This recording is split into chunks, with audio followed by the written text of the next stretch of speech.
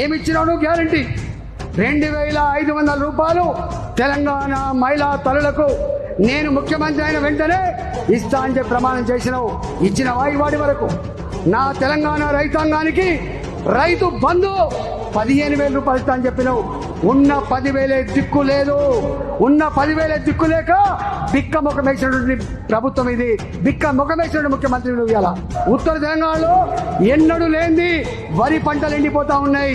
ఇలా నువ్వు చెప్పినట్టుగా 24 గంటల కరెంట్ ఎక్కడ వస్తలేదు. ఇవాళ నిరుద్యోగులకు ఉద్యోగ కల్పన అని చెప్పినావు. నీవు హైదరాబాద్లో ఆటోలు నడుపుకుంటలకు 12,000 రూపాయలు ఇస్తా అని చెప్పినావు. రెక్కల కష్టం మీద బతికే వాళ్లకు సంవత్సరానికి 12,000 రూపాయలు చెప్పినావు. ఎన్ని హామీలు అమలు చేసే దమ్ము ధైర్యం నీకు లేదని చెప్పి 100 సభలు చెప్తా ఉన్నా.